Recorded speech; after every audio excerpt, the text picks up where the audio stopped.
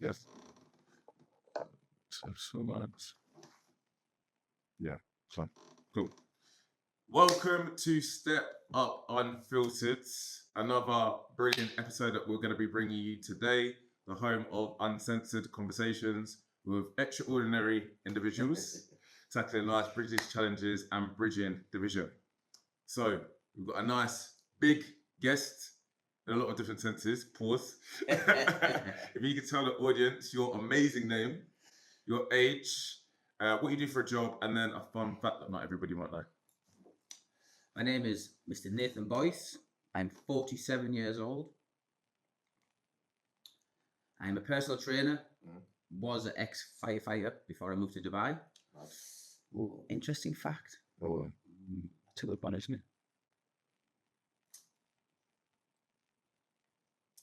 I love Disney cartoons. Disney cartoons, do you? Yes, I do. Big guy. Oh, I Which love Disney? them. What's your favorite Disney? Do you know? You're gonna laugh. Little Mermaid. The original. Sebastian the Crab. Oh my God, he is brilliant. Hilarious. That is actually a really good fun fact. I never would have guessed. I love him. I still watch him now. It was on the TV. That is hilarious. Right, so there's obviously loads to dig into regarding your background, firefighting, fighting, coaching, all sorts. Could we go back to the start, peel it back? What was home life like for you when you were younger? Home life was brilliant. Obviously, I was born 78, so 80s and 90s was my playing ground. And obviously, 80s in the north of England, as we can expect, was racial. Poverty, Middlesbrough, still, I think, number one most poverty-stricken place in England. Really? But it was brilliant. It really, really was. It was so diverse. There were so many things happening at the time. The 80s for me, just look at the music. It was brilliant. My childhood was brilliant. My pops was strict, but I think I'm not going to go down the sad story of everyone goes it, because everyone's parents were the same in that era. Yeah. You know, you got smacked, you got grounded. Do you know what I mean? Things of that nature. That was everybody's childhood at that time. I actually think that's kind of what's wrong with the generation now. Because they're like lazier, like super highly emotional, because you can't do that. And like I always say, I've said it on the podcast quite a few times, like getting slapped was some of the best things that's happened to me. It saved me. A lot of my friends were into drugs, went down the wrong path. Obviously, burglaries, twocking, which was stealing cars. That's what we called it, twocking, taken without owner's consent. So it was twok. That was the big thing back in the day, but my pops was excessively strict. My pops looked like Mike Tyson. No one messed with him. He was a scary dude. So he kept me on the straight and narrow. What I think's happened now with the younger generation is it's not the actual kids, it's the parents. The parents have stopped being a parent. I agree. They're trying to be their kids' friends. Best friends. Yeah, your job is to be a parent, not friend. Friend when you get to about 16. My relationship with my pops changed from about 16 onwards. Then he becomes your friend. Yeah. Before that, it's just do what I say. Yeah. And that's it. Yeah, discipline. Yes. Yeah. Because I always see like they say a lot of like stats on like single mother households and how the child ends up in the future, and a lot of the main reason why they struggle or they have difficulties is because they don't have that disciplinary and father. Yeah, you need to. I'm sorry what anyone says. You look at the stats. Yeah. Everyone, it's single parenting. That's a problem, especially if the father's not around. Because a mother cannot be a father, and a father cannot be a mother. Facts. It's as simple as that. We don't even have to complicate that one. Yeah. I mean that we try to complicate everything now. Yeah, we do. And then everyone thinks they can do everything, and you can't. You can't. Exactly. Yeah. Everyone wants to be everyone. Men are saying that they're women. Women are saying that they're men. Some even say they're a cat. Some even say they're a tree for a day. Yeah, right. Or yeah, it's an absolute nuts generation. What was it like in your generation then? Well, I lived through the generations of. It's funny because when you ask me a question and I go back, you forget how much you actually lived through. So we had a huge AIDS epidemic back in the 80s. That was brand new coming out. Listen to Eddie Murphy on Delirious. He's talking about people had no idea about AIDS. They were thinking you could catch it off toilet seats. They're thinking it was purely only for gays. Could only get it. So we had that. We had the huge depression in the 80s, especially in England. Don't know what it was like in America. But the 80s was, I used to stand in what we call the door office where you can't get in for money. And I was only like 8 or 7 years old. My pops and my uncles. How do you think it was brilliant? Because I didn't know what it was. I stood in this huge queue. All these men couldn't pick up what was doorman, which was job seekers allowance now. Yeah. What they call it now. But I just think that was brilliant. Yeah. That was just a normal. Everyone was out of work back in the day. Like it was hard. People think things are hard now. They're not. Yeah. They're not hard. That's good to know. Whatsoever. And our life's not hard to when my granddad would tell me stories of when he was younger. Just, you know, where now it's a lot easier. I know people say we've got Instagram and there's cyberbullying. We had physical bullying. Yeah. Like you were on the street. How did you navigate racism? I was lucky because my family had a good name. Yeah. They could all fight. I had a big family. But obviously we still had racism. So we would fight. Our pops he would take you around the house and get the dude out of the house, the kid, and you would go on the grass and you would fight. Which is like a good old fashioned fisticuff. Yeah, that was it. Whoever won. Handshake after. We weren't bothered about names. Now everything's name calling it. It was sticks and stones. Big up point. Names would never hurt us. So we weren't really fussed about. You couldn't get overly emotional about names because you got names all the time. I mean, obviously the N word. That wasn't my most hated word. I didn't like the W word, which was we've done. We say it was wog. I hated it. I hated it with passion. Yeah. Far worse than any other. If no one knows what it is, it's a gollywog. It used to be on a jam jar. I was not trying to think Yeah. of what it was. Yeah. That's where that comes from. Big lips and stuff. Yeah, big Everything. blackhead. Obviously. So when I was up, I looked like Michael Jackson 5 with a big afro. And a lot of girls, huh? Yeah. So you couldn't really get overly stressed with names. Plus, I had good role models. Yeah. As in my pops, but not just that.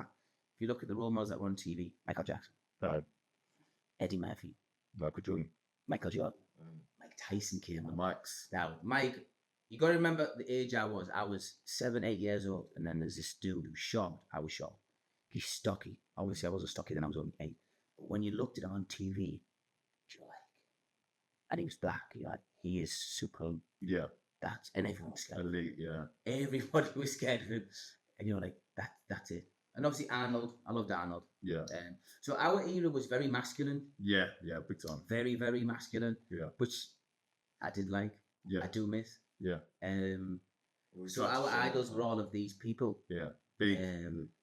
Big scary. Big dudes. scary. Even the rappers back in the day were Ella Cool J was a big dude. Yeah. When 50 come on, he was a big dude. Yeah. Dr. Dre, they're all big right now. If you look at them, Lil Wayne and them, they're all tiny. They're all tiny people. So these were all quite a masculine time. I know people complain about that and say masculinity is a bad thing and toxic masculinity doesn't exist really. Ridiculous. But that was your Van Damme's, Bruce Lee. Bruce Lee was a huge impact on me. I had his book, Jesus. Yeah. So Bruce Lee was why I got into MMA. Mike Tyson and Ali were why I got into boxing and all of that. Yeah. It's because of you watching these on the TV and you're like, at that age, it has such a major impact on you. Yeah. Like, I want to be like that. Yeah. And they were black. But Bruce is not black, but of colour. Yeah. One of the reasons that I'm a Liverpool fan. Not because Liverpool were brilliant.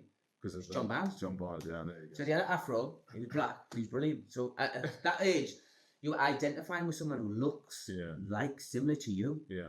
And John Barnes, he was like the Henri of that time. 100%. He was phenomenal. Yeah. And that sort of like pushed me on the Liverpool route. It wasn't because of winning everything. Do you know what? Like, I always think as well, like, try to name 5 female role models. For me, or for in general, for females. Now or then? No. Ooh. You're struggling out there. Yeah. It's difficult. Because I always say... Well, that's a good question, actually. When I've spoken to girls, I always say, like, one of the big problems, because, you know, girls are... They don't know what they want to do. I have porn, all these different things, as we've spoken about before. Bonnie Blue. Bonnie Blue. Yeah, and that's it. Like, she's going to Ibiza. She's doing the live that I want to live. I want to do that now. But I said, like, where? Okay, all the ones I'm going to name are all black. But Venus Williams, Serena Williams, yeah. Michelle Obama. Yeah. After that, I'm like, It's hazy. It would normally depend on what you're interested in. If you notice, mine are a lot of movie stars music. Yeah. So that was my. Yeah. So it depends on what people are going to be interested in. I would probably say Beyonce is probably a lot of people. Is she a? Sasha Fierce took Jay-Z back. I know she dropped the After album. saying, you know, She like, dropped that album where she destroyed him and then took him back. Yeah, literally. Because she knows, and this is what the funniest thing is, people hate the masculinity content, but it does not lie. She knows that although she's way better looking than him, she knows she's far superior to him. Billionaire. Far superior to him. 100%. But she knows that she's with a billionaire. There's not many other billionaires. Do you think he escalated her or the other way around? Because I think because Jay-Z got with Beyonce, he won all them Grammys. I argue with the Americans on social about this all the time because they go, Jay-Z is the best ever. And I'm like, he might be. He's in there. Yeah. You can say lyrically. Yeah. But I'm like, take it as a whole world. Americans like to take America as purely America's the world. So I say on a world stage, I went, Jay-Z isn't as big as what you think he is. I went, he never had the biggest album of any year. Even when the Blueprint dropped, what other album dropped that year? 50s. Get Rich Dad Trying, which was the biggest of the year. You know the two albums that he dropped in 98, DMX beat him twice, had number one. People forget. Obviously, I lived through the time, so I can go back. Yeah. I went, he didn't have a number one album ever in any year. I'm not saying he isn't any good, but I'm like, he's not as impactful and huge as you think he is. I lived through LL Cool J era, the Rakim era, the NWA era. Tupac and Biggie got bigger after the time. Yeah. If you're going to be real about it, they got the biggest I've ever seen was first it was Snoop Dogg, but the biggest movement I ever seen was the 50 era.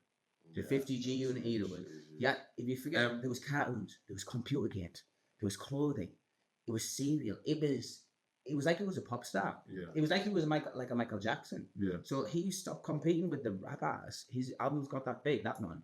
He was competing with the pop artists of the time. Yeah. Which was unseen. Yeah. But people don't. If you're not there, you can't go back, can you? You've got nothing to go back to. Yeah. And compare it, but But if you're there, I said, if you at the time, his mixtapes before he even dropped his albums were absolutely. He said he changed the whole mixtape game. Yeah.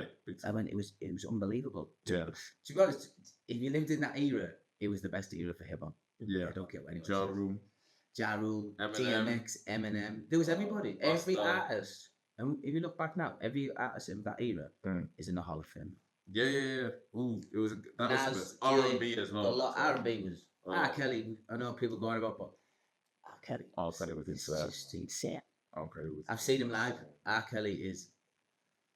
People say Usher, Chris Brown. I love Usher. I love Chris Brown. No. Really? Not even on the same planet. I've seen Chris Brown live actually years ago, I believe, and he was insane.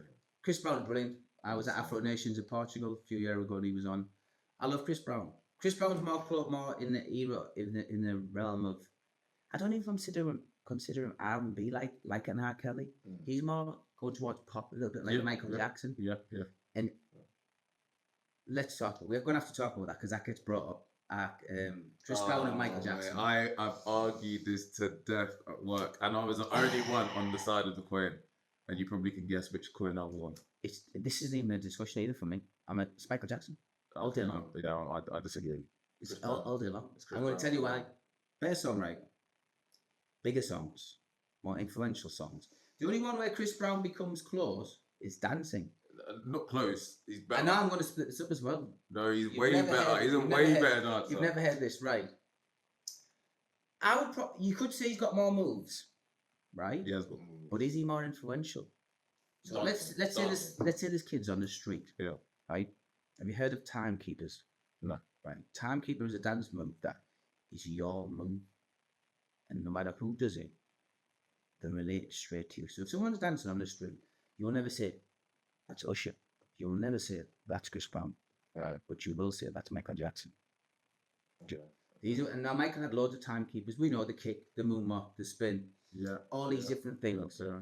So it's not just about purely dancing. The best dancers I've ever seen are them Les twins, the two friends. They're just something different. As for pure dancing, so That's an interesting one for me with Chris Brown, and I understand why people will say Chris Brown's a better dancer than Michael Jackson. He is. I just go, it's a lot's got to do with influence also. But you know what I've said? I said, and people had a problem with this, but I can bang a really good equivalent. I'm pissed I didn't say it at the time. Chris Brown is the evolution of Michael Jackson. Yes, I give it to him. Yeah, Michael Jackson is probably more influential. Can he sing But as good then as he's Michael done. Jackson? Yes. No, he can't. Yes. No. Yes. No. Yes. No. Yes. His yes. vocal range is nothing like Michael's. As you just said, yeah, with R. Kelly. R. Kelly Smashed smokes, them. Yeah, he did. smoked both of them. Yeah. But MJ wasn't as amazing as a singer as people think. Yes, he was. He wasn't. You go on YouTube, you need to listen to him live. I'm serious. I will. Michael After Jackson this was podcast- better than Chris Brown in the Jackson 5 as a singer. Listen to him then. There's no messing about with the voice. It's Don't just forget pure how good live. Chris Brown is. I think Chris Brown's brilliant. Dancer, it's not even close. As you just mentioned, he's got more moves. Yes. That's Michael the only Jackson one I has his could- staple. But then Michael Jackson had to learn from somebody as well. Yeah, everyone's Yeah, I got know. that. But yeah, Chris Brown. And then we'll forget, Chris Brown's catalogue is so deep and huge that we that we forget. That was crazy. That we actually forget how we're lucky to have a Chris Brown. Like, you know those albums where he just drops 50 songs, Yeah. and you're going through the whole album, you're like, I'm not hearing one bad track. Like, he gives us so much that we don't Right, appreciate. does he have a thriller? Yes. Yes. Does he have a bad with 5 number ones off one album? No. He must do. No. He must do. It's for me, it's not even close. I love Chris Brown. How many just It's just not beautiful even people close. when he got over I the know whole his Rihanna songs- situation. I know his songs. he's the brilliant. Fame But he has done album. some bad songs also. Not really. But okay then, what would you say is Chris Brown's biggest song that everybody's gonna know on the planet? There's so many. This is the worst thing. Deuces isn't- was huge. No. Now you're taking what you like. I'm taking Yeah, I that know, I'm everybody trying on to- the I'm trying some to old white dude, I'm trying to. some little Chinese kid that everyone on the planet is going to know. I could name loads of Michaels. Billie Jean straight away. What's the one with Thriller, Lil Wayne? What's the one with straight Lil Wayne and Busta? Look at me now. Look at me now. No, I disagree. Look at me now. I'll give that to some 90-year-old white man. He would know that. He knows that. But if I give him Billie Jean, he would know that. Yeah, I'll give that. That's the one thing I do give Michael Jackson. He's more influential. He's Man more in the mirror, famous. like More famous. Michael Jackson was the most famous person apart from Jesus. Yeah, that's I true. mean, That's true. That's true. Even more famous than Elvis. Yeah. And I think Elvis is brilliant. Yeah. I'll give Elvis his flowers because he was way before my time. But Well, he did learn from yes, he did. black people. Of course, he did. He did learn from black. Yeah, he did. Little Richard was brilliant. He didn't get his props. This is a point that I wanted to bring up. So in this conversation, that people go, "Oh yeah, but like Michael Jackson, like there would be no Chris Brown without Michael Jackson." We can say that about footballers. Yeah. There'll be no Messi without Maradona. But there's an evolution. Things get better. No, disagree. We're going to disagree. I'm going to disagree. Things don't always get better. In human history, look at human history. We have peaks and we have a lot of lows, and then we have a lot of stagnation. Yes, football's a prime example for me. Football's in regression. I don't care what anybody says. For me, people going about Declan Rice. I'm like, Declan Rice. Declan Rice is a centre back. They're trying to play as a centre midfielder. Paul Scholes, Right. Stevie Gerrard. Right. It would absolutely destroy it. Patrick Vieira and Makaleli. Oh, Lord. No, but that's the that argument, like, right? Declan wow. Rice could play in that era though, and still be very good. And do you think none of them could play in this era? You ask No, I yourself think, to I go, think they could. I think they could. But one thing I would say is, because it's a compelling argument, there's not as many superstars now as there were. Like if we go 20 years ago, we could list off 20 superstars. There's not as many of those anymore. There's not as many Mavericks. However, in terms of the fitness and the pace of the game and stuff like that, we have to admit that Right, has running. gone a long way. Right, running System. is running. It's not football. Yeah? This is the thing where people get mixed up now. So run from A to B, yes. Right, cool. This is not football. This is fitness. Yeah. It's like when people go, oh, boxing's got better. No, it hasn't. Usage was a prime example of the bigger dudes are not any better. Because Usage weighed the same as Ali did, Mike Tyson did, and all that. But at one point they've gone, oh, these are far too big to fight. And then usage comes along and beats everyone. Yeah. So this is where all this conversation gets mixed up. And people are asking the wrong question. They're going, oh, could these players play now? Could the players now that are good play then? Look at the England team. Look at the England team in 1998, was it? I think, maybe 1998. Yeah. What England player now would get in that team? Bet on us all day long. He wouldn't. He wouldn't take the place of Gerrard or Lampard. Or He wouldn't, but that's why we went wrong. Because we were trying to play them all in the same team. And maybe Harry Kane, but then you're going to put Shearer in. 100% You're going to put Shearer in for me. No, Harry Kane. Rio Ferdinand and he's yeah. not going nowhere. No centre backs as much. The only one that you might replace for me is Neville. Walker over Neville for me. And I'm a United. Yeah, that's one. That's for me. That's I could actually see that. And apart from that, no. Goalkeeper. Seaman. Pickford. Yeah. I know Pickford. Pickford has never let England down. He's an underrated goalkeeper. But you're right. It's close. So I'd have Declan. Nah, you wouldn't. I'd have Kane. Wingers, I'd have Saka. You'd have Kane over Shearer. Yeah. Saka. Saka's going to take the place of Beckham. Yeah. Do you think? I mean, like, because obviously, I don't know.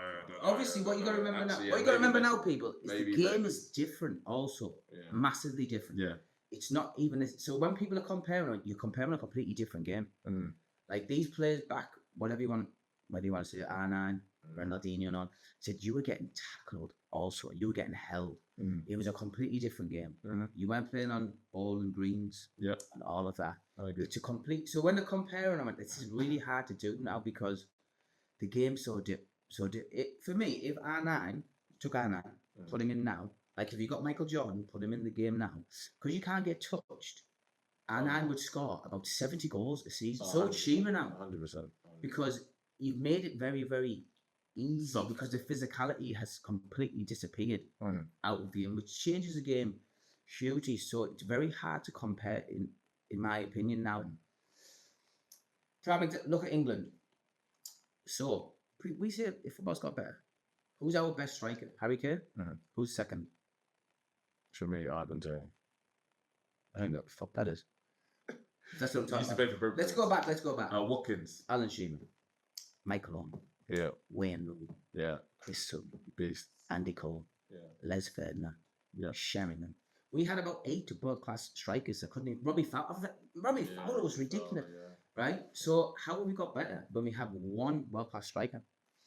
I think we've got better as a team. Do you think? Yeah. Because that's like the golden generation. Like we had, as you said, we had literally the best centre-backs. But then going to your point, actually, there was more world-class players at the time. It was weird. So we had England had an unreal team. They had Brazil that had just the most. Oh, the Brazil team was just Cafu, Roberto Carlos, Kaká, Ronaldo, Ronaldinho, Denilson. Even him. People used to just get excited to watch their warm-ups. Yeah. And their advert, remember the Nike advert? You were like, you were sat watching like, oh my God. I made so many of those videos. It was brilliant. Oh, what a time. Here's a question. Yeah. That gets brought up a lot. Who's the best footballer ever was on? For me, I know I'm very biased. Ronaldinho. Oh, no, I can understand that. Now, for me, the best I ever seen, I didn't watch Pele. He wasn't my era. I seen Maradona. It's hard to not pick Maradona. It really is. And the way that he used to get tackled. Oh, yeah. It's for me, it's R9. Yeah, no. And do you know what? What people forget? He had 3 years out. He got injured at 21, going at 22. Yeah. Very nasty injury. Would have ended most people's career. He was out for 3 years. Probably his best. Have you seen his stats between the age of 18 to 21? Yeah. Fortland with Tom, that fight. I'm not saying he wasn't going to win, but that is going to, because he's normally the better mover. Do you not think he was figuring it out though? No, I think he struggled figuring it out. But we'll have to find out. Yeah, we'll have to find out whether he does fight again. When it would have like kept going on, and then Tom would have brought in the wrestling. And nobody tried to take him. When John Jones stopped going just like. But John Jones is a different wrestler. He even called me. He's a different wrestler to That's true. So the English don't wrestle, really. But Yeah. we're not on the levels of the Dagestanis and the Americans. Oh, No well, way. they're near. destroyed. The Dagestanis are destroyed. Dagestanis are scary. Hamza. Beast. How has he not become a world champion way before this, by the way? He's a beast. Because he had a hard fight with Usman, didn't he? Yeah. That was a That's a hard really fight. good fight. I think if that Usman's on, bro. went more rounds, Usman might have won. Yeah, I agree. Camden was gassing. And then who else? Gilbert Burns. He struggled with him. Yeah. But But then we're talking about the best. But when he fought, what's it, Duplessis, he swallowed him. It's like a dog, wasn't he? Like just utter. A hungry, horny I dog. felt sorry for him in the end. I was like, he's never getting off the floor, this lad. Yeah. And that's the worst feeling in the world. I've done it before. You're like, just get off me. I can imagine, yeah. Just get off me. I just want to punch you. And when someone's not letting you, and they're better on the floor and they're better wrestling. What is that like? Like when you were You know what? struggling for breath? It's horrific. Yeah. It's like drowning. Yeah, tell me. That's the best way I can describe it. It's like you're drowning, especially you can't get them off, and you know you're losing a round, even if they're not damaging you, because he didn't really damage the person. He just controlled him. Yeah. I would have liked to see him do more damage, but he just controlled him, and it's head fucking. Do you remember what he done to Robert Whittaker? Yeah, he crushed him. Yeah. Kamza he's another specimen, Oh, boy. and I don't know who's going to beat him No. because you're going to have to beat him at that game. Yeah. If you can keep him stood up, you've got a good chance of beating him. But you know, for a fact, he Do you remember that fight? I can't remember who it was, where he just ran out. Yeah. It's just like, what? He just like literally, the bell went, he just ran over and it's just like go scrapping straight But away. it's stopping him you know it's coming. It's the same with GSP. You knew GSP, right, was going to do a double leg takedown. You couldn't stop it Yeah. because his timing's that good. Yeah. I always say to people when they're fighting, but don't worry about learning loads of different things because you can't be brilliant. I said, learn a few things, put them in your locker and be that good at them. Then they can't stop it. Like Mike Tyson could uppercut and hook you all day long. Like, you're not really going to stop it. Like GSP would double leg you. You're not, you know it's coming, but you can't stop it. Instead of comes out, you know he's going to take you down. You can't stop it. Yeah. So you've got to come up with another what we're going to do when he does. Yeah. And that's where people are going to struggle with Kamzat because you're like, what do we do? Yeah.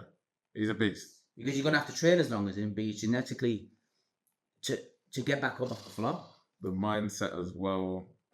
I don't think I've seen anyone as aggressive as No, him. he's tapped as well. He's tapped. I mean, big time tapped. He's big time tapped. I did just like Khabib. He was good. If he'd have done more title defenses, Yeah. we would talk about them in the Mount Rushmore. Maybe even done it from weight as well. Yeah, but we won't. Yeah. I know people. People try to. You can't. I said you need more defenses. But he's been poor. Oh, It's so good. do you know what I liked about him? But you'll respect it more because you're an actual. Do you know what I liked about Khabib? He tried to fuck you up. When he got you on the floor, he tried to fuck you up. A little bit like, I don't know if you remember Cain Velasquez. Yep. Us. Cain Velasquez, Beast. when he got you down, but he would smash shit. Yeah. Yeah. That's what I like. I don't want you to control it. I want you to smash fuck him. Yeah. That's what I want. That's what I want to watch. And Khabib was very similar to that. He survived. Once he got you, Oh, do you know what I watched the other day again? The Conor McGregor fight. Khabib. Like, people forget how good Conor McGregor was. That was brilliant. Like, If Conor had made a he few was- slight adjustments, that actually wasn't as one-sided as I Oh, it wasn't? It was competitive. people remember how they want to remember. It's because he won, and then there's like, he battered him. Conor just Third needed a round, I few think more one adjustments. round. Yeah, you did. A few adjustments. Yeah. I'd love to fight again. And if he got a camp and he could just adjust a few more little things, but it would have been interesting. Yeah. But Again, another wild boy. yeah, Conor likes his.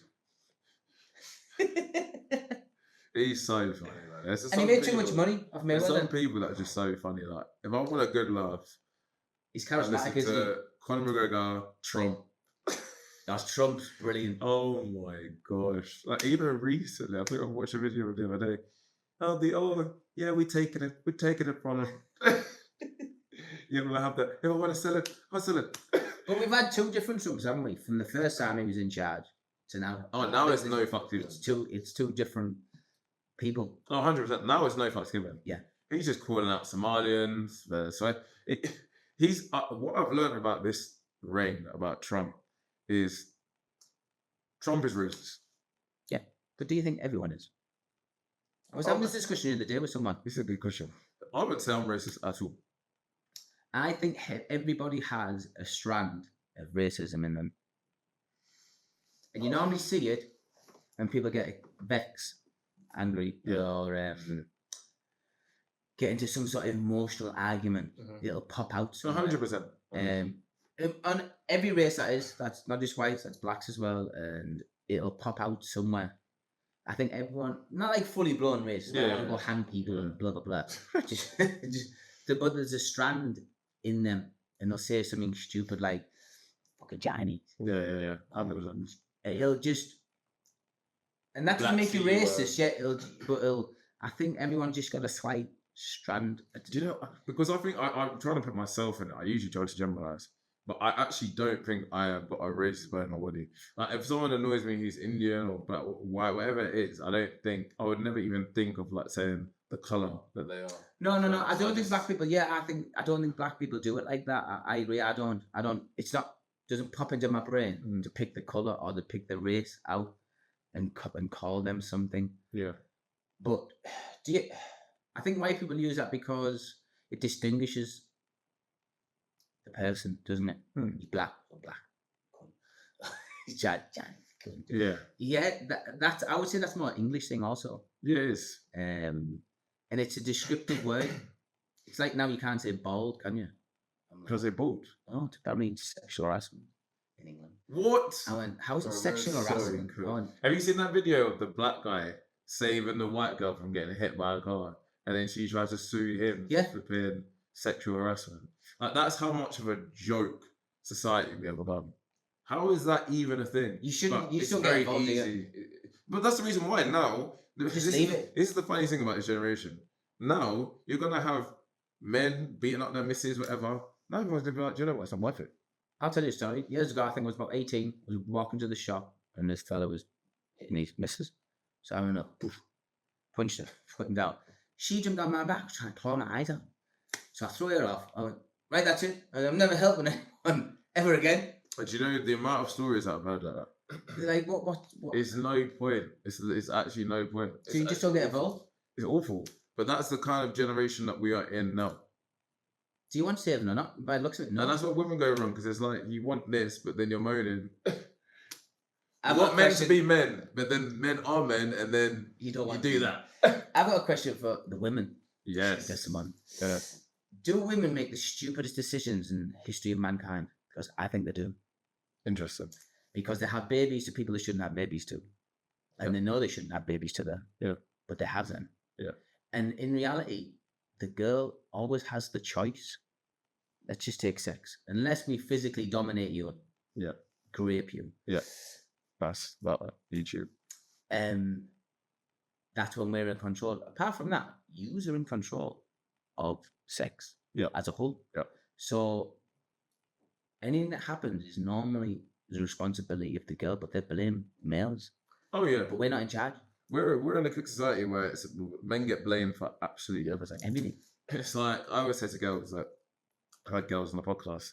It's like at the end of the day, you want traditional values. You all say that you want traditional values. You want men to be men, provider, protector, blah, blah, blah, without realizing that you're trying to want men from a generation when you have no rights. So, now you also want to be modern women. You want to wear mad revealing outfits. You want to do girls trips. OnlyFans. Yeah, OnlyFans. You're not virgins anymore.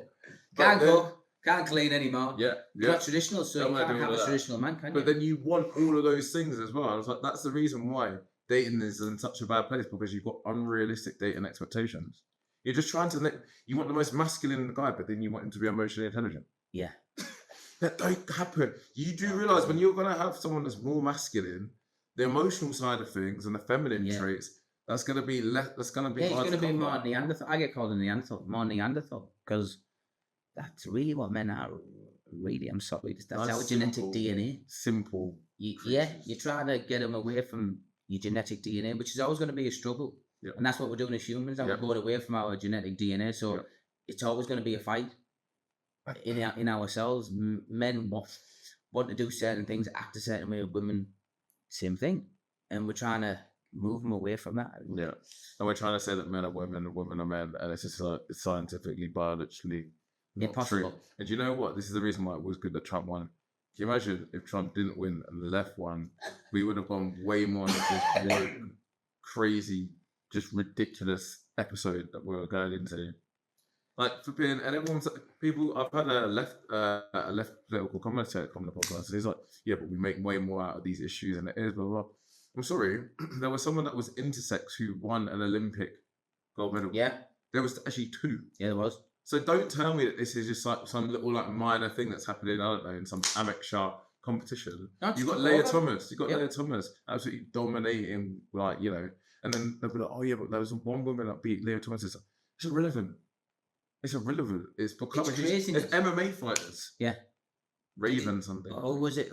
Mixed race. There was one over in Asia and she got skull fractured because she fought a man, basically. Man that was supposed to be in. Yeah. That's just dangerous. I'm like, if you're going to do that and you want them to compete, have a LGBTQ sport event. I said this Don't mix it. Yeah, it's just. I said have the trans games. Yeah, it's crazy. I'd probably tune in. I'll watch it. Like, have the trans games. Make it fair. Yeah, you can't mix. Because there's a difference. It's stupid trying to pretend that there isn't a difference. Yeah. Men are naturally stronger. Men are naturally faster. Big up. This is not me bigging up men. This is just... You're going to have to go speak to God. Whoever genetically thingy, us, male and female, you're going to have to speak to them about why it is. But that's just the way it is. It's the same in most of the animal kingdom. Lion... bigger than the lioness. It's the way it is. The gorilla's a silverback's way bigger than the female. But how crazy are we in a generation now where something like that, even me being a male coach, people would see as sexist. That's how we've tried to like marginalize men. So few to like. I can actually understand. I've got some of my white friends. If you're white, straight, and a man, I can understand why you feel like you can't say anything anymore. You feel like you're being abused now. Because if you say anything, you're being sexist, racist, or you're being homophobic. And so you're trying to silence. But do you think, I just think maybe that's karma come round to kick the white man in the ass sometimes. Yeah, but who's the most protected? I'm going to ask you a question. I'll see if you agree with me.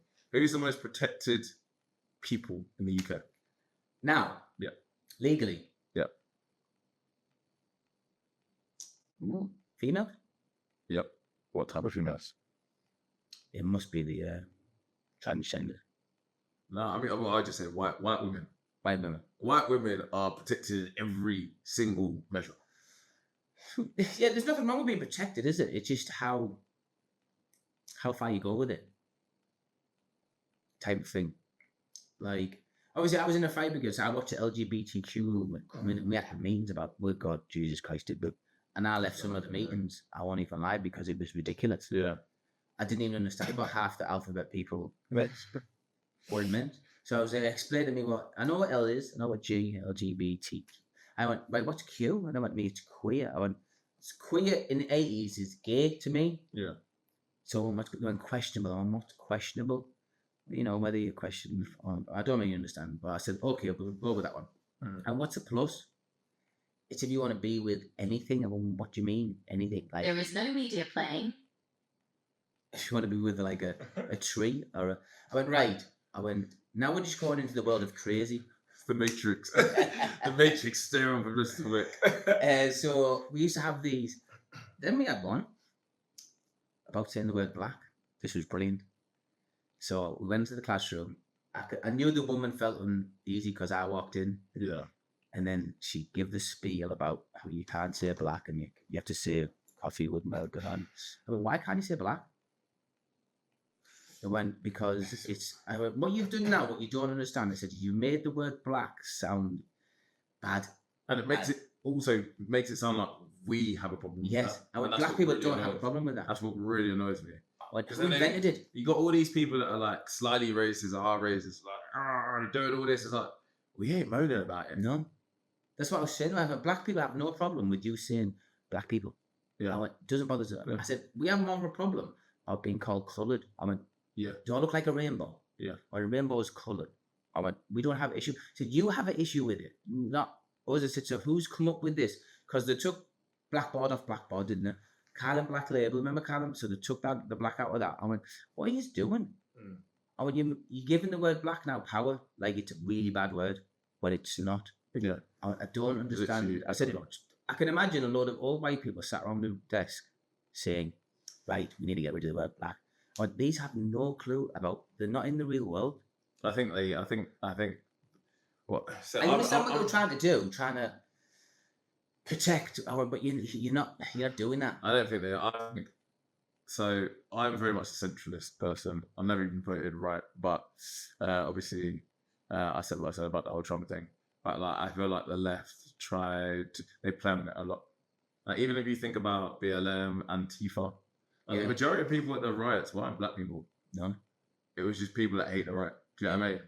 And they really, really are playing on like how like much they are like social justice warriors, but realistically, I think a lot of people on the left are just as racist. Yeah. It's just something that they're putting on a mask. I've seen a political commentator, Destiny.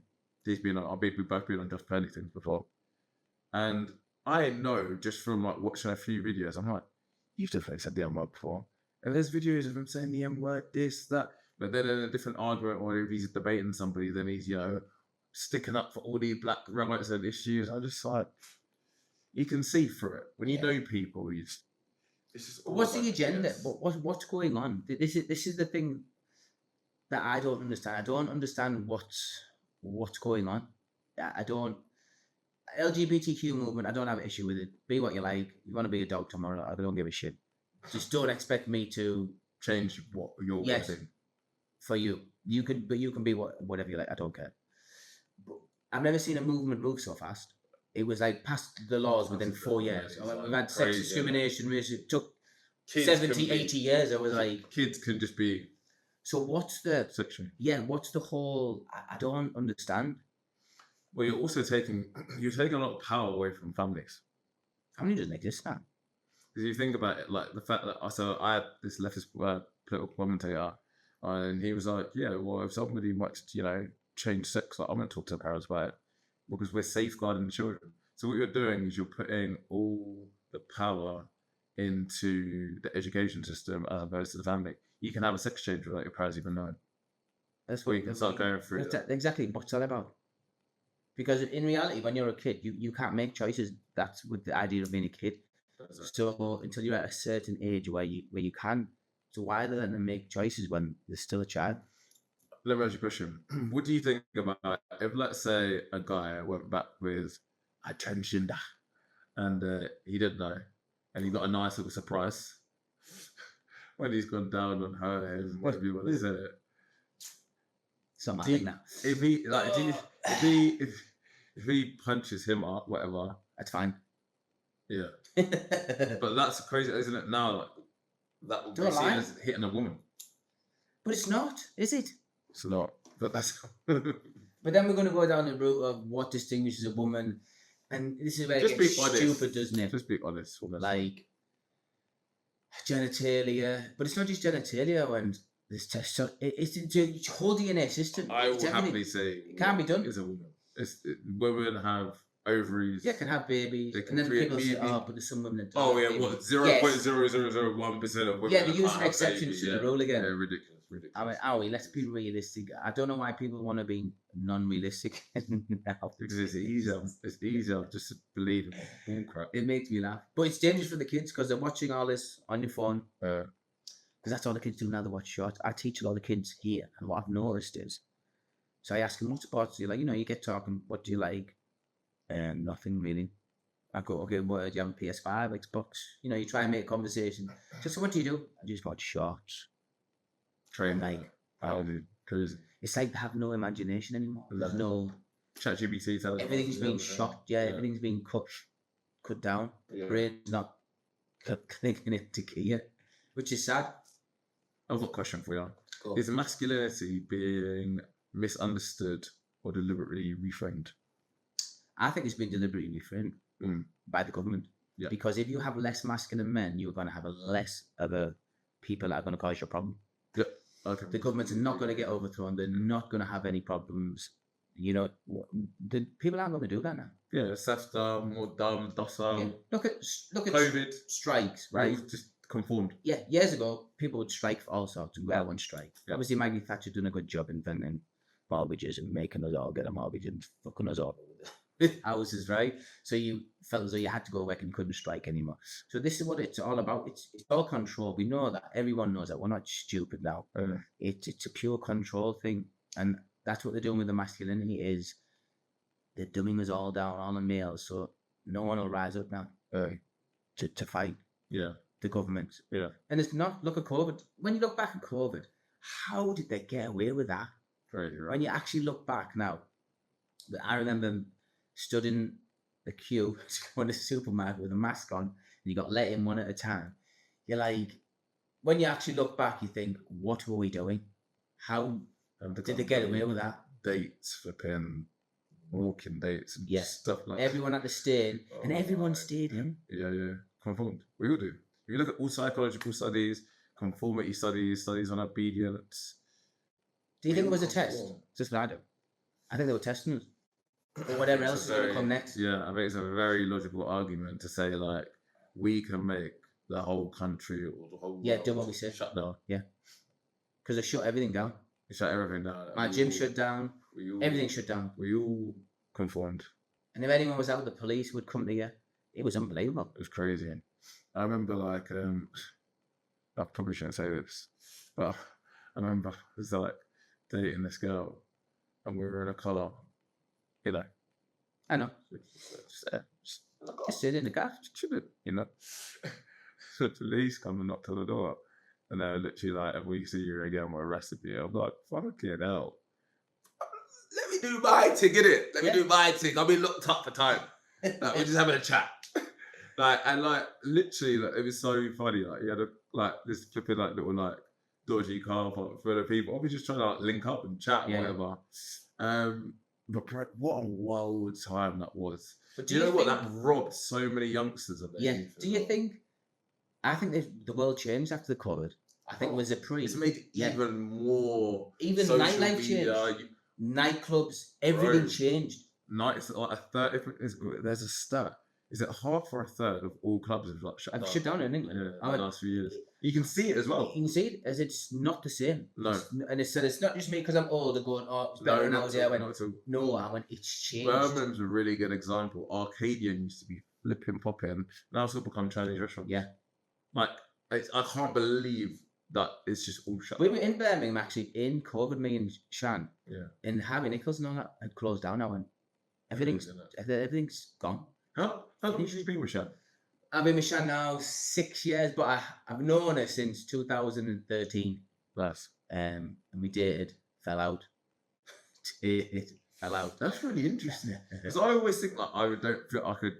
I don't know if I could get back with an ex. I don't know. She wasn't an ex. We were dating a few dates, and then I would either say something. We would clash. Yeah. We're both quite silverbackish, so we would clash a lot, and then fuck you, and we would see each other for sometimes it was long, like 2 years. I'd have another relationship in that time, and then she was always on my Instagram, popping on, and then we would end up on dates again, and that's how it went for a few years. And to be honest, it was better us getting together when we did, because at the time when I first met her, she wasn't mentally right for a relationship. She'll tell you that for a relationship at that point. Obviously, I'm older than her, so I was all right, but she wasn't. She was like, was she 24 then or whatever she was? So, I was like when I was 24. She wasn't right at the time. So, how did you find it though? Like, did you even phase it? Because obviously you would have got into other relationships. She would have got into relationships. Maybe you come back together. How did you navigate that? It was pretty easy, really. I mean, we'd stopped speaking, and then strange things would happen. I remember she phoned me one time. I was teaching the kids class at my gym. She must have been out the night before because she was rough. I could tell on the phone. And she just phoned me. She didn't really say anything. I went, what have you phoned me for? Just want to talk to you. Okay, the talk. She didn't say anything. So I was like, I don't know what you want me to say. Yeah. So I would always go, do you want to go again? And she'd say, yeah. And this happened, like I said, on and off for a good 5-year period, like a long periods where we didn't speak, like 2 years and things like that. And then we started dating again, was it 2019? And we didn't do normal dates. We went, should we just go on holiday? Me, I'm like, what? That's what you do with your partner, really, isn't it? And we were all just dating again. So we went to Tenerife. I had a good time. Then got back home. Didn't really see each other again for a couple of months. Then she went, sure, should we go to Sri Lanka? And, you know, our story is the most bizarre story going. It's crazy. So I was like, Sri Lanka? Okay. And then we booked Sri Lanka, didn't speak to each other for 3 months. She didn't message me. So I messaged her, said, I'm not going to Sri Lanka. Shove up your ass and take one of your friends. I mean, you haven't even got in touch with me for 3 months, which is strange behaviour for me. And then she sent me a message, no, I really want to go. So we ended up going, and that was the catalyst where from Sri Lanka, I think we got back, and within about 6 weeks she moved in. Right. It's a crazy story. Like, the story is insane. It doesn't even make any sense. Even to me now, when I go over it, it was such crazy behaviour at certain points. How long have you been married? We've been married now, is it 3 years? Yeah, 3 years. Love of your life. Yeah, never thought we'd get married. Never. She didn't think she would ever get married. I had no interest in getting married. I'd had my kids. To be honest, I thought I'd be a bachelor forever because I enjoyed my life, to be totally honest. I had my house, I had my businesses, I had my kids, I did my stuff, and I was cool. Just going out and dating and doing what you like, because I thought that's it for me, that. And then obviously I met Shannon. Things changed.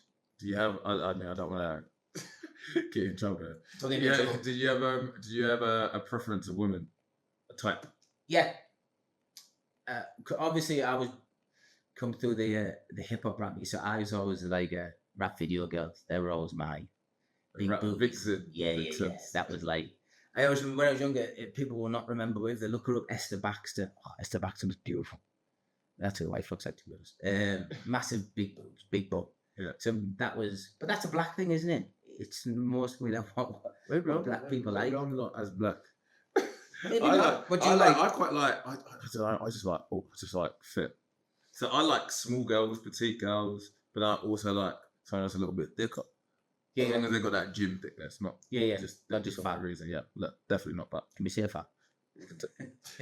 Big Step Up Unfiltered. But like,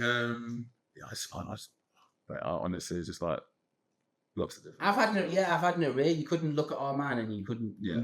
But obviously, I'm from Middlesbrough. And there's not a huge collection of black people. Well, it is now, but there wasn't when I was growing up. So you didn't have a huge selection. Have you always gone for black girls then? No, I was no. Oh. Those are loads of white girlfriends and things of that nature. And obviously, in my area, it's predominantly white. Yeah, of course. Of course. And we were lucky enough to come up through the era of the hip hop just kicking off. So when we were going out, we would have bandanas on, scullies on, so like, and everyone used to eat. Yeah, cool as fuck. Because blacks, we had our own. This is an interesting one now. Our identity disappeared a little bit for me, as in what you wear, your clothing. We had an urban style, urban clothing, certain things you wore. Now everyone's what I call a sheep. That everyone looks exactly the same. Yeah, there's no, and that's in all the music. All the girls trying to look like Kim K. Back in the day, you knew what people like music-wise by their fashion. A rocker, a rasta, even in hip hop, just purely on what you're wearing. If you're in indie music, where now everybody, when you go out, looks exactly the same. Yeah, everyone has. It's quite scary, and everyone likes everything. Yeah, it's very, very interesting. Every single girl. I like a bit of everything. I like to put nose on everything. Yeah. Well, when I was growing up, it was about looking slightly different. You could have those same clothing on, but you'd have like Tupac, Boyce, bandana wrong way around. Yeah. LL Cool J had his thingy rolled up. Michael Jackson had a glove and he had the things on his finger, his shiny sock. Everyone had a slight something that would distinguish. Yeah. 50 had a bulletproof vest on. Everyone had something that would distinguish them from the next person. Yeah. But that doesn't happen now. Yeah. Everyone's wearing Gucci. They don't have Mavericks. All of that thing now. It's all the same. So we've all become a little bit sheepish. How do you find navigating a relationship in the modern world? Do you have like, would you say it's a traditional relationship? Yeah, I've been lucky. I think. Don't get me wrong. Every relationship has stresses. I mean, the relationship, I won't even lie, is the hardest thing anyone is ever gonna do, because you put up with so much shit because you love the person. If you didn't love the person, you wouldn't put up with any shit because you wouldn't give a shit. Yeah. What they think. I've been lucky. Shan's quite old school. She likes to cook. She thinks it's not that she likes to do it. She thinks like an older school female. Okay. You get me? So she thinks that she should cook, and she thinks the man should have more food on her plate than the girl, and all these other things. She doesn't have a problem with that. So that suits me because of how I watch my mother be with my pops. Man would clean, cook, look after, the old school way that a woman did back in the day. Obviously, that has changed massively. But obviously, Shan works herself and does her own thing. But she has no issues with. She thinks that's what a female should sort of do. Yeah. And doesn't have a problem with it. So I've been lucky in that way where I haven't had to argue and have a girl that can't cook and can't clean and doesn't do this or doesn't think they should do this. So I haven't had to come across that sort of. That's what I listen to for my kids now when they're there. Hey, girlfriend, she can't cook, she can't clean, she doesn't do anything. She doesn't even wear. What? I actually think Dale will stop speaking to me out here because I buy flowers. After the second time I was there, I was like, mate, what are you talking about? I had seen you for 3 weeks and you're literally flipping out. I mean, she's from a different culture, but I was just like this is why dating, like, you lot complain about dating being rough. You guys, I won't even go as far as to say you don't help yourself, but you're actually effing it up for yourself. Yeah, they are. How are you going to judge a man on the fact that he just hasn't bought you flowers? Yeah. The women are making it harder for themselves. They're making it so difficult. And they're looking like they're all selecting a similar type of guy. Most guys are getting the same attention. Well, the statistics prove that. Women find 20% of men attractive. They find 80% of men undesirable. It takes a man 1,000 swipes to get a flipping a date on Tinder. The average man. And if you look at like 5 out of 10 girl and a 10 out of 10 girl, they go for the same thing. Yeah. That's what women don't understand. They are literally all going for the same thing. So then what is that guy going to do? Or the most attractive of guys? They're going to have more than one option. Yeah. They don't need to. And now so many men are sexless. I would say this fun stat, right? It's not fun, but it's interesting. In 2012, 12% of men under 30 were sexless. A few years ago, they did the same study, 30%. 1 in 3. When we go to McCaff's, 1 in 3. But it's very evident. Yeah, it is. It's very, very evident. Girls think that all guys are like the guy that they fancy. It's like, no, it's not. Do you think having too much choice is a problem? Because we have opened up to... Everyone's famous now. This is how I see it. Okay. Everybody is famous. As in, I don't mean they're famous like you, 50 Cent, Black Lights and shit like that. Yeah. But as in how they are on the social. So you've opened yourself up now to so much choice. Yeah. And to be totally honest, humans don't work really, really well with too much choice. It's too much for them. It's why famous people struggle and end up on drugs. Because you've got too much choice.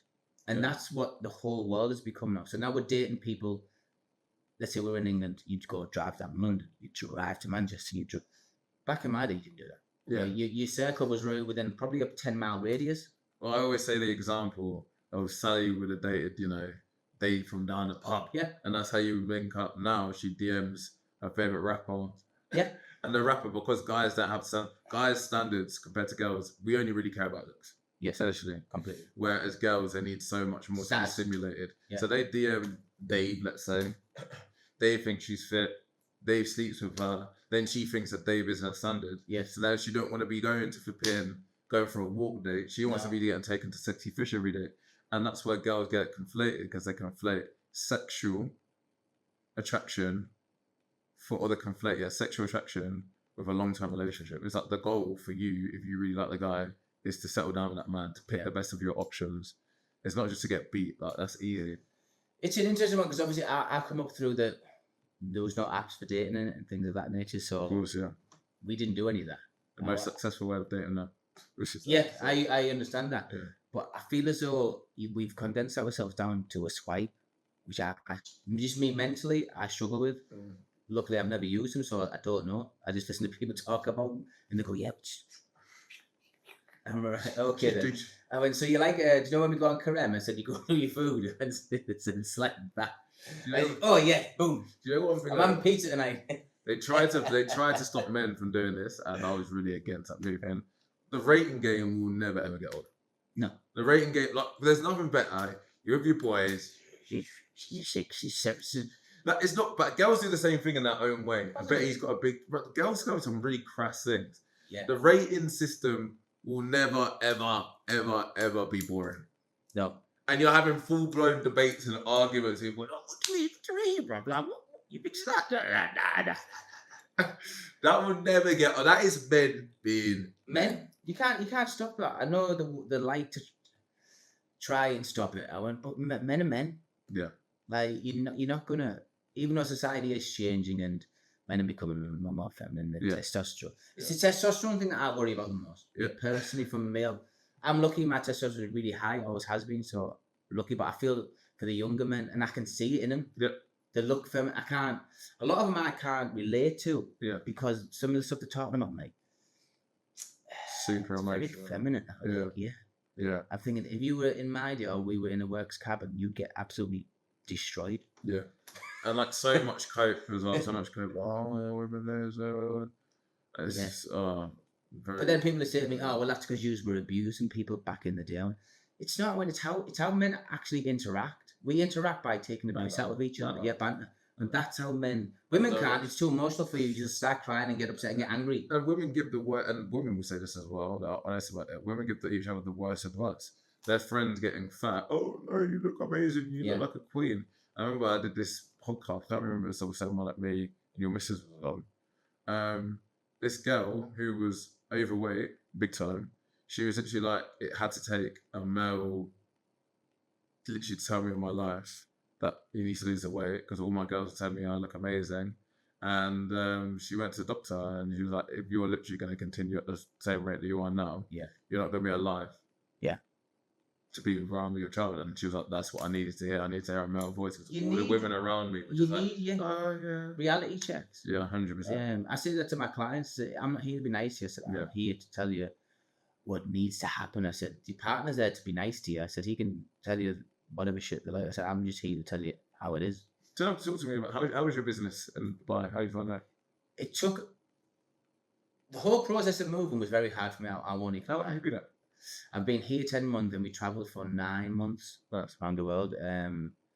That was a big thing for me. I'm not going to get emotional about it because I don't really get emotional. But it was big for me because I'd left everything. Not saying that Chantal didn't, but I left everything. I left my kids, my dogs, my house, my gym, my family, my friends. I was set type of thing. You were good. So the first few months of travelling was brilliant. It's like holiday. Yes. And then all of a sudden, you've got to get out of holiday mode. And that's when everything sort of hits you. And you're like, something at me. Yeah. I've left everything I've ever known. Yeah. And I was successful and I was good at it. Yeah. And we've just gone. Yeah. And there's no one here. Obviously, there's a chance here, but that's it. I had huge circles back home. And it was, sometimes you'd be lonely. Yeah. I won't even lie. Yeah. You would sit up and think, what am I going to do? And then we got here. And it was like starting all over again. I felt like I was 18 again. Yeah. Yeah. And I'm like, right, I'm starting again. And at my age, I was like, I don't want to start again, really. Yeah. Because I've done 25 years already. Yeah. So I'm like, I struggled at first, struggled getting things off the ground. It's only been, I won't even lie to you, it's only been the past few months where it started to kick off. And now I'm in the swing. Yeah. And now I don't miss home at all. I don't. Yeah. My kids are coming out again this year. My parents are coming out this year. So I'm good. But at certain points, I can understand why people go home. Well, that's what my whole new coaching course about the 30-day reset, the Dubai reset, is because so many of us, everybody, and all my boys as well that have been out here before, all told me in like the first year, even first few months are the hardest. You are going to want to go home at a certain point. You are going to question yourself. You are going to go through trials and tribulations, but just stick at it. Yeah. Because you'll think it's the best decision that you've made when you've hit that mark. Yeah, that's what I'll do now. That's it. Yeah. And I'm the exact You'll be same. exact same. My mate's in Thailand, I was only been there 2 days, and he was like, and I knew he'd be struggling because he split with his missus, because they went around the world for about 6 months, and then they went back home for 6 months, and they've split up, but he's still coming because I got him a job over in Thailand. And I knew he'd be feeling lonely because it's just him now. Yeah. So I messaged him. I said, "How are you doing, Will? Are you all right?" I said, "I'll message you because I know you'll be struggling at certain points." I said, "You are going to struggle." I said, "Especially being completely by yourself." Yeah. He said, "I am nothing." He said, "I was thinking I might go home." I said, "Don't go." Yeah. I mean, go to the gym, get training, get your clients. And I said, "You'll be fine." I said, "You'll still get in the swing." I said, "But don't go home early. Oh, because I'll be a mistake." I said, "Stick it out." I said, "If after you've stuck it out, then you want to go home." Yeah. I said, "Then you can go home. You can always go home." Right. And he's been there, 4 days now, and he messaged me. He said, "I'm starting to feel all right now." Yeah. He said, I've been training, I've got a few clients. There you go. I said, "Just stick it out." It's through the hardest part. I said, "Then you'll be all right." Most people do things or go back home right when it's about to change. Yeah. Literally. I said, "Just stick it out." But I totally understand, because I felt, especially with my kids was brutal. No one will ever know. It was brutal for me personally. Yeah. I missed them so much, obviously. I mean, So that was number 3. 3, man. To all different women. That used to be interesting for me. There was a lot of CSA and a lot of editing. Are they all different, like races? No. Oh, the women. Yeah, one's a white woman. The other 2 mixed. I meant in terms of the kids. Yeah. So Marley just looks like his dad. Yeah. Tyrese, the oldest one, his mum's mixed, same as me, but he came out.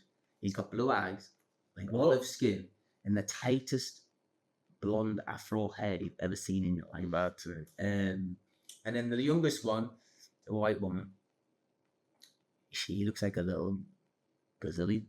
Isn't it? Exotic kids. Once you start mixing, that's it. I said, "You come out." Also, but Marley, the middle one, he's the one he just looks like his dad. Yeah. Just a smaller version. Yeah. Get in the gym, son. But he's modelling, so they told him that he can't. He has to be a certain. I think he was telling me the measurements. He can't be anything over a 38-inch chest.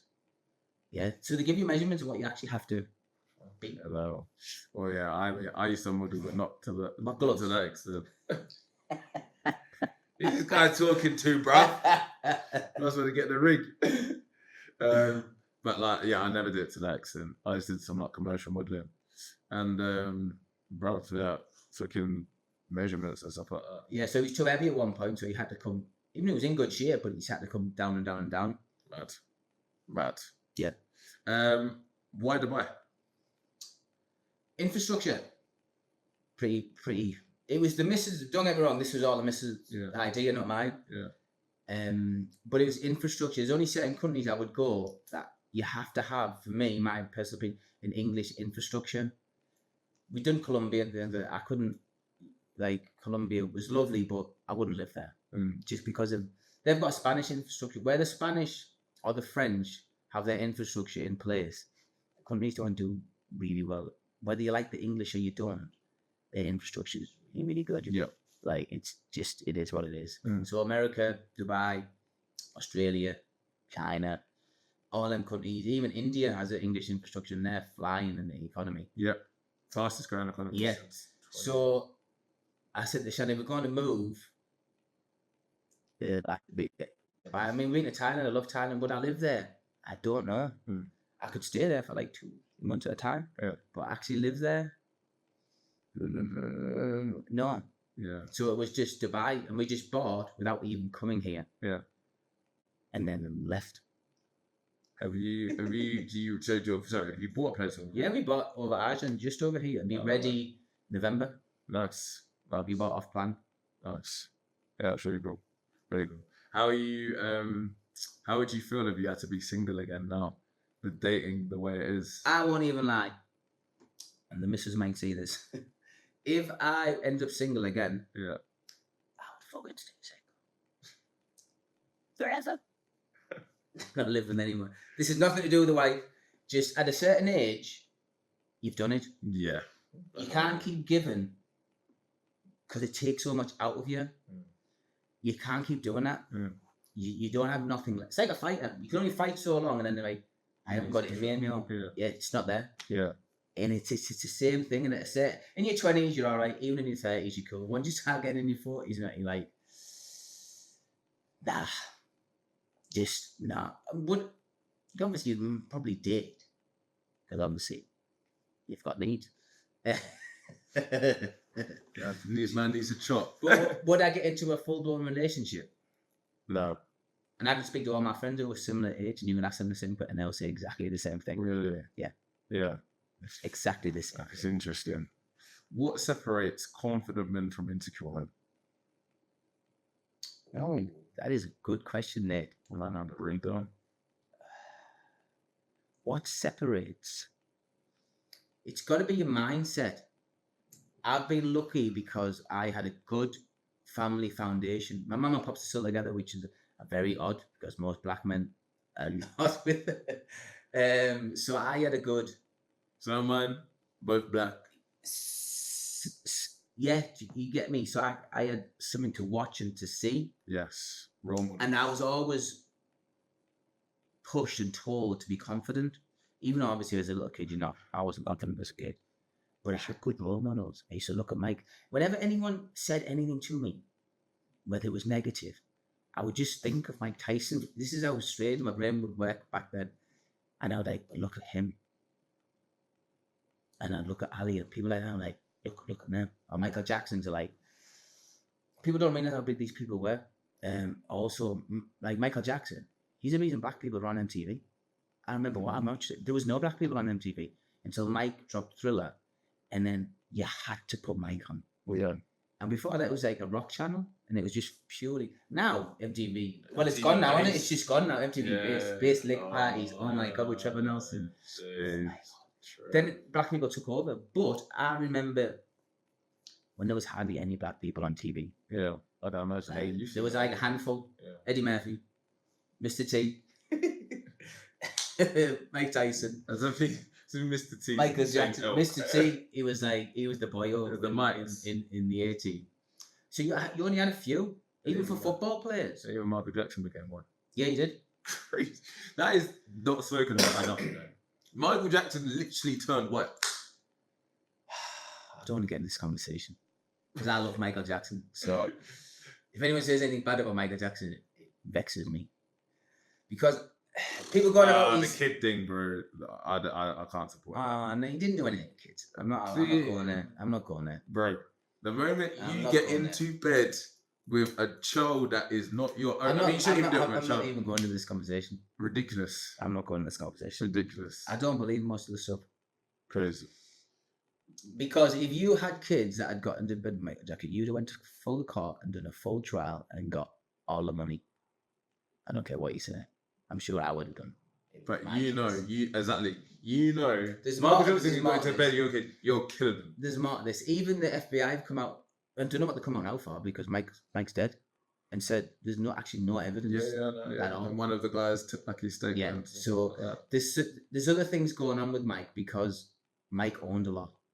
When he took the Beatles. He took the Beatles catalogue. That was the one. He also has Eminem's catalogue, which people don't even tell you about. Do you know when Eminem done that song and he took the piss out of Michael and in the video his nose falls off? Yeah.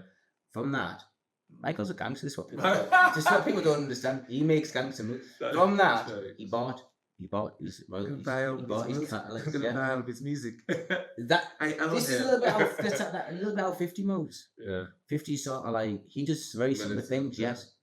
Like the 48 laws of power. Yeah. Yes, it's that type of thing. 50's got his own. You fuck with me, I'm gonna get you. Yeah. At some point, I'll get you. I'm for that Diddy doc, mate. Diddy's always been right. The Diddy documentary made me mad because people were complaining. I'm like, 50 didn't put anything in the Diddy doc, right, that we didn't already know. If you lived through that era, right, we all knew he didn't pay for Biggie's. We all knew he's been linked to Tupac. I think a lot of people didn't know that. No, I knew that. This was news at the time. Yeah, there's a this few. Is what I'm saying. So if you weren't at the time, then you won't know. But if you lived through that time, this was all stuff It was the same with R. Kelly when he got married to it. We all were there. We all watched it. People don't even mention Jay-Z. Jay-Z was the thing. And she was the... How old was Beyonce when Jay-Z got with Beyonce? She just turned 16. Tiger with Kylie Jenner. That was a mad one that we all saw. And he didn't even try to hide it. No. She was underage, and then the moment she turned 18, they were like, "Yo, we're together." We already knew that before. Do you know what you've got to do with all of this? Me and the wife actually argue about this. Yeah. Is you got to take the time everything happened. Now, this is not me excusing anything, but you have to take time frames into consideration and 100%. The mindset. Because I remember being at school in the 90s, obviously, and girls, 15 years old, would have boyfriends at 21, 22, 23. That was still happening in my day. Yeah. The fittest girl, pick them 14, up from school. Yeah. And it was normality. And the parents knew, and the parents were happy. Yeah, it's crazy, isn't it? So you have to take yourself, you can't keep putting today's society on something that happened in the 90s. That's a good way to cancel people, isn't it? Yeah, because things were completely different. In between us. Yeah. You wouldn't have an in-betweeners now, which is sad. And in-betweeners used to be sick. Like, yeah, the world has changed so much. So much. So you're trying to get, like, I remember they tried to cancel Kevin Hart for things that he said in the past. Yeah. That were completely fine. I feel sorry for comedians. It must be hard for them. Right. You're so sensitive. Because, like, Eddie Murphy's Delirious back in 83 is phenomenal. But that wouldn't get played now. Yeah, scary enough. Scary times. So, yeah, infrastructure, why I came here. What's one line that men tell themselves to avoid growth? Ooh, to avoid growth. That they convert. What's our growth? As in for their stature, for their job wise. No, it could be yeah. That they can't do it. I think people get stuck in. You can listen to enough people enough, and they will give you boundaries. But what they're doing is giving you their boundaries, not yours. They're saying what they think that they really can't do. So if you say, "I'm going to sell 1 million records," like that. Yeah, that's them putting their fear onto you, not what you can do. Yeah. That's what they think. Yeah. But if you hear that enough, you will probably do it. Most people back home will go, right, stop being stupid, Nate. Don't be a podcaster. Do an 9 to 5. Yeah. Do your 9 to 5. Just get a job. Do your 9 to 5. And that's majority of what everybody does. Now, don't get me wrong. Not everyone can do podcasting and can. Because you need infrastructure, so we need people to work in shops. You need the bin man. You need joiners, plumbers. We need all that. That's how infrastructure works. I know everyone's pushing towards. Don't do a 9 to 5. Everyone do this. Your own bus. But you can't do that, can you? Because if everyone done that, we wouldn't have infrastructure. Right. You wouldn't be in that hotel because there'd be no one working there. There'd be no roads. So I understand everyone's pushing that, but only a very, very few can actually do that as their job because you need infrastructure. Yeah, I agree. I completely agree. What would you tell men stuck in their comfort zone? Get comfortable being uncomfortable. So I say to all my clients when we're training, because everyone goes, is it going to be easy? When it's never going to be easy. So if you come to training and expect easy, you've come to the wrong place. Yeah. How are you going to progress with easy? Yeah. I always like to use a little fun phrase. I'd much prefer to create a hell from heaven than a heaven out of hell. Yeah. Like doing that 5K run, 10K run, whatever it might be, that I know I'm going to flip in hate.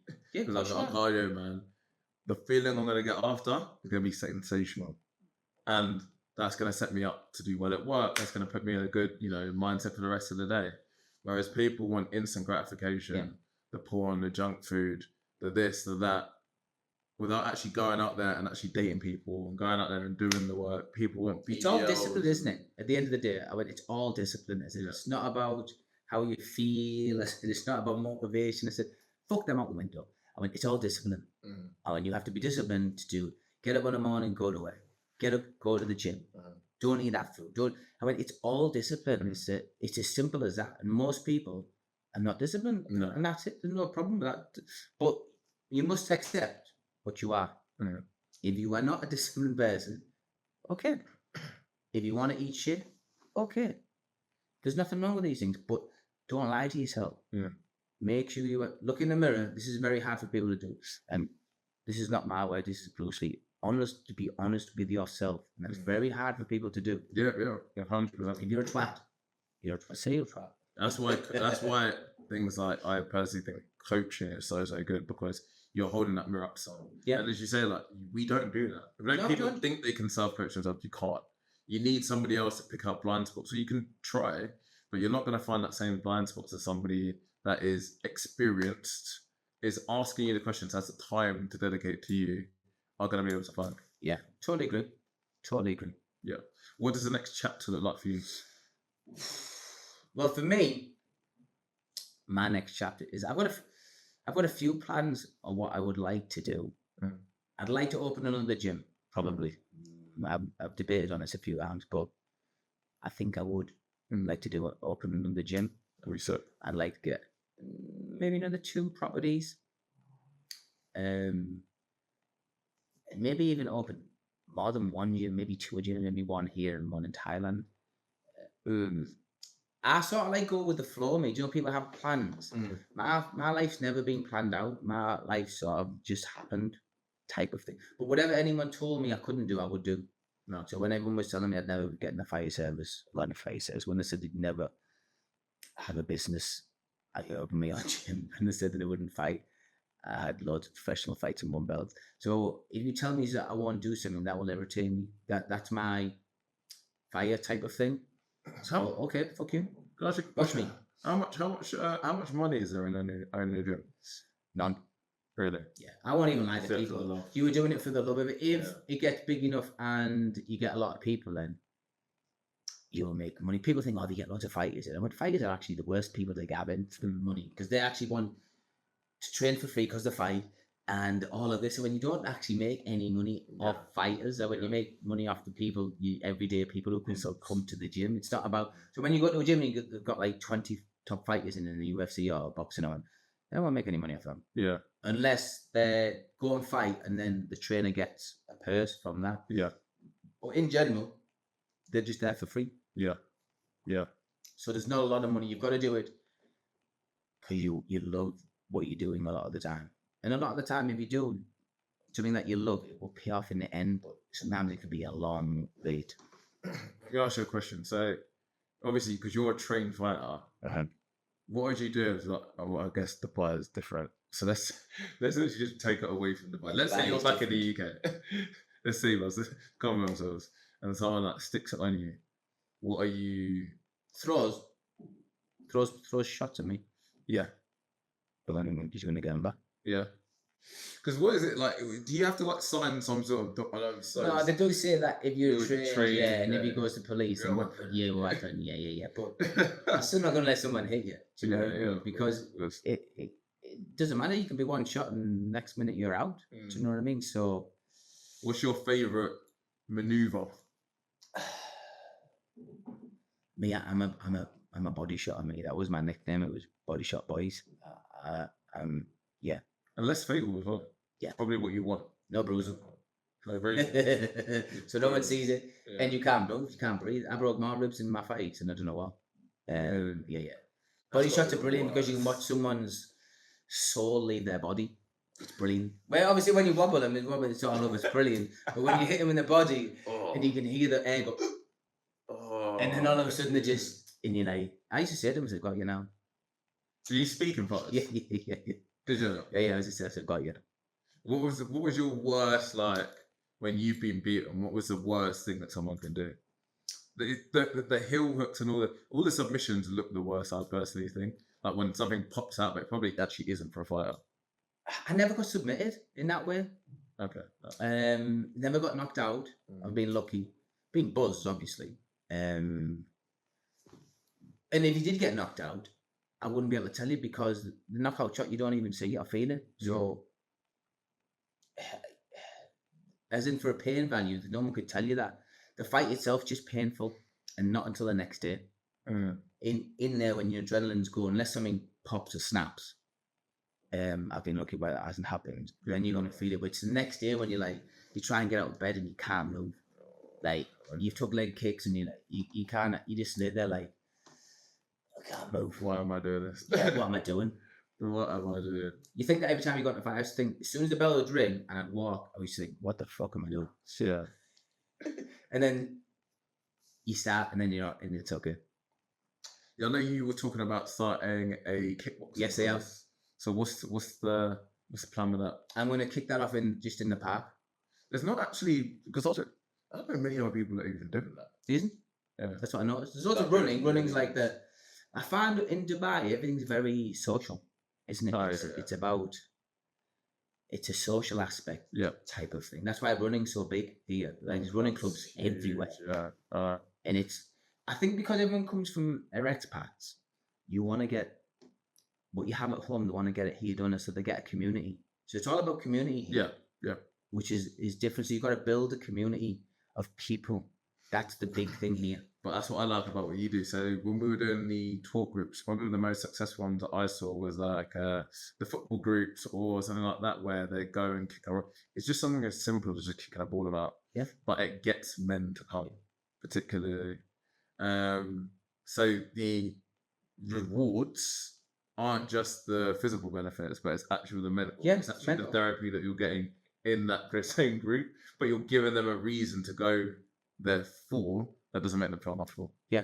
That's why paddle's so big here also. Oh, paddle's so big everywhere now. We need to have a game. Yeah, we do. It's brilliant. Like, it just gets people together, and you don't realise how good training is, any type of sport, for mental health. Yeah. It's probably why I've never been an angry person. Like, I'm always pretty much chilled, relaxed, and just laugh. Yeah. Because I've been going to the gym for so many years, I went, any sort of anger would get rid in the gym. When I was with my ex, we'd have like an annoying argument. I'd go to the gym and it's like everything had been. Yeah, Phil. I think everyone should go to the gym. Yeah. I think it should be law to do hours training a day. Yeah. Not like in China, they've got to do hours of Tai Chi on the morning. Do they? Yeah. What? I think it should be law around the world to do hours training 4 times a week. You'd all be happier. I said my way to fix the UK for the youth was instead of making them do 2 years of extra school now from 16 to 18, I said everyone should do like 2 years, 1 year optional though, of military training. Oh, they wouldn't go for that, would they? They should, like, one, all the racist people, then you have to mix with loads of different people. It will get men and women actually talking to each other again, especially at a younger age, and knowing how to be around people. It'll get everybody fit and fix obesity. There's so many things that I done military do training really well. for 14 weeks. We were allowed to go when I was at college. Yeah. And do training at Catterick, but as you were just joining, I said, I'll go. So we went. I thought, brilliant. I loved it, me. Yeah. I thought it was brilliant. Yeah. The training was brilliant. Everything that you do, your bed. When you go home and you've done your full week, we done 14 weeks. You're still cleaning. You make your bed, you mac every pot, you washes, and then you get out of it in the end. But it is brilliant. I thought it was really, really. I loved it. Yeah, sets you up with just structure as well. Yeah. Like Jordan Peterson always talks about, making your bed and the importance of that and how that kind of sets you up for your life. Something as simple as that, but a lot of people neglect. Yeah. It's just about creating that structure, creating those boundaries, and then you can grow. You can get shouted at. I didn't mind it. I never shout you. I was like, he even said to me, the sergeant, he went, "Doesn't bother you?" I said, "No." I said, "Our pops has been shouting at me all my life. I feel like this is normality." I went, "My pops is far scarier than you." What does success look to you? What does success look like to you now? Easy. Happiness. Freedom. I don't care about money. Yeah. Money, I always say this to people. Money you will make again tomorrow, the day after, or whenever. When time is something you never get back. What's the missing view of that? She's a little different to me. She likes a little bit more than me. She understands about time, but she is... Obviously, she's younger than me as well, see. So I'm Gen X, she's a Gen Z. Yeah. So she's a little bit more on the money side more than I am. Yeah. But not too much. But she wants to make money, and she has a big thing on money. Where mine's just being happy and time, because time. I give so much of my time away. See, now I look back, all the training I used to be doing about 120 hours a week of work between the fire brigade and the gym, and I've done it for years. I missed footy matches, football training with the kids. all sorts to be trying to make money. And when you look back, you think, the fuck was all that for? Yeah. Sort of thing. You don't do that until you get a little bit older, and you look back and you're like, fucking hell, all them hours I worked. My pops did the same. He worked every hour God sent. He didn't hardly come to parents' evenings at school because he was working, and that was the norm. Do you know, he worked weekends, like everything, because that's what pops fathers were doing back then. Like, you just grafted every hour God sent. But then when you get a bit older, you look back and you think, there's a lot of time I gave away, like a lot of time. Yeah. So now tomorrow for me, it's just about being happy. It has been for being happy. And my grandparents had forced that in us, is money is a root of all evil. My grandma would always say that. She'd always say that every time I would see her. And it's about time, because time you don't get back. It's like, look at us now. This will be over. That time's gone. It'll never come back, and that's it. And that's over. That's why life is all about memories. Yes. Making a nice of it. There's always, like, if you want something, you got to go for it. It's going to feel uncomfortable and people are going to tease you. A lot of that is just self-projection. But you have to just do what you want to do to some extent, as long as it's legal. It's a legal confines. Even if it's not, live your best life as long as you're not hurting anybody. But you just got to go out there and get it. Do you know what's funny now? People are concerned with rejection and still people like it. But if they look through their life, you will be rejected far more than you will be accepted. The same as a job. You will apply for more jobs than you will actually get. Yeah. You will ask more people out probably than you will get, unless you're lucky, type of thing. So rejection is a huge part of your life. Yeah. It's 80% of it. Yeah. I got rejected twice from the fire brigade before I got in. It was one to the third time I got in. So rejection is, but it's like today's society struggle with rejection. They can't seem to cope with it. And that's what I've noticed when I listen to the wife talk to her friends about dating. Don't get me wrong, lads are better with rejection normally.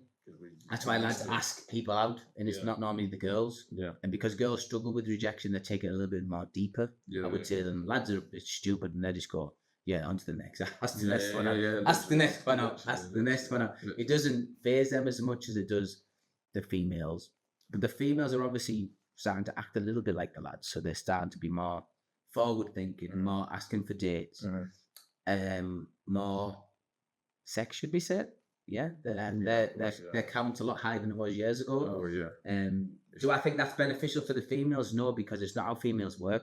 I know. They work differently to men. Men are actually, and I'm going to come across like a Neanderthal again.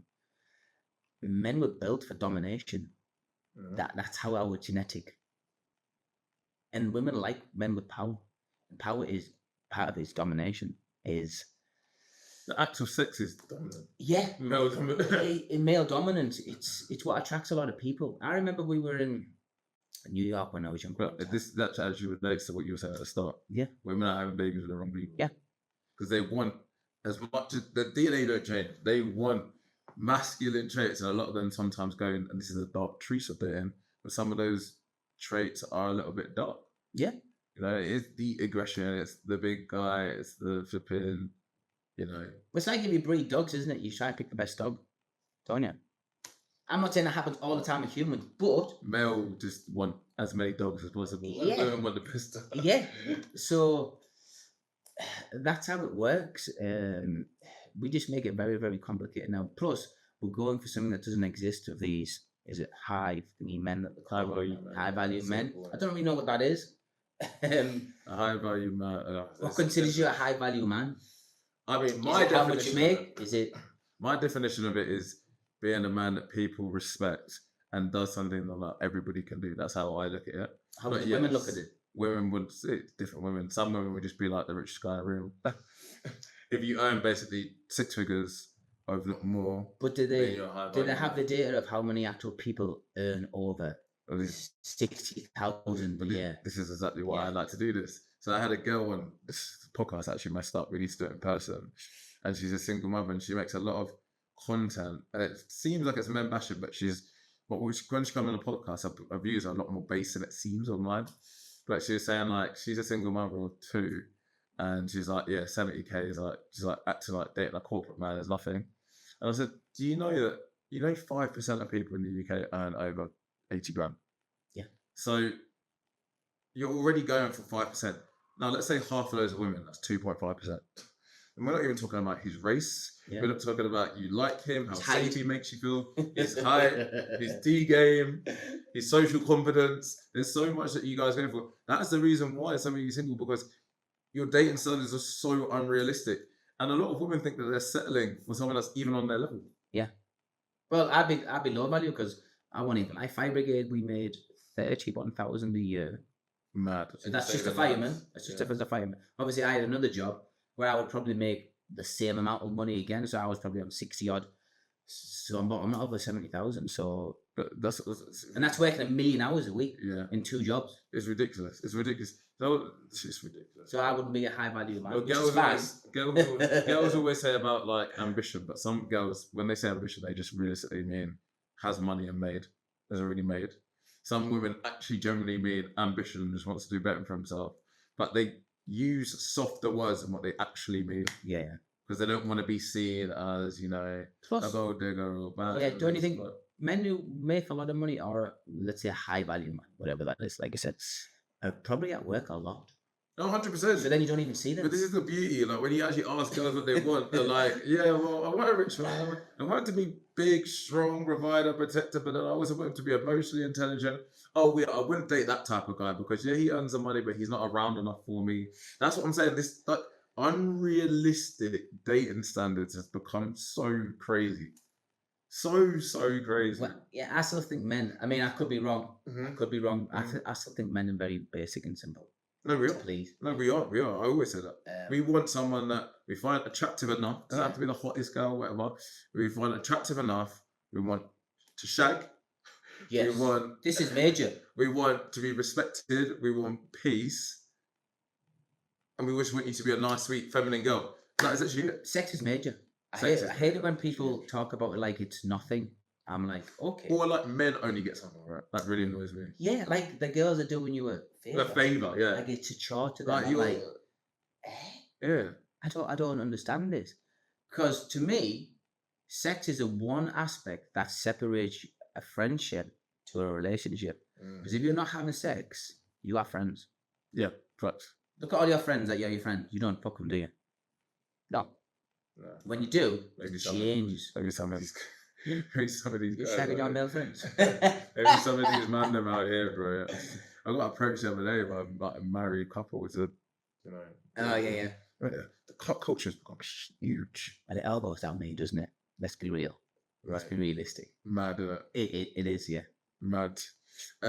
We have been podding for definitely over 2 hours now. Yes, we have. It's been a sick conversation. We could go on more. I could go on for another 5 hours. Exactly. What would you like the people to know? What you've got coming out the next year? Share any socials, anything like that. What I would like people to know is come to my K1 kickboxing classes, if possible. If you're into PTs and you want an in-person PT or online, drop me a message on my Instagram, which is Boyce Nathan. What else about going on? That's about it, brothers and sisters. Updates to come. Updates always. Yeah, I'm looking forward to giving the kickboxing class a go as well. And get in touch with this boy for coaching. Yes, please. Step.up.coaching. Another amazing episode. Lots of game. Lots of real talk. It's always about real talk. Always about real talk. All of our conversations are always good. It's been a sick episode. We've got loads more content coming. We've got a really, really successful businesswoman coming on Tuesday, but these are all pre-recorded, so that doesn't even make sense. Anyway, but no, thank you for tuning in, guys. Peace out. Take care. Peace. Spot on, Nate. I love that.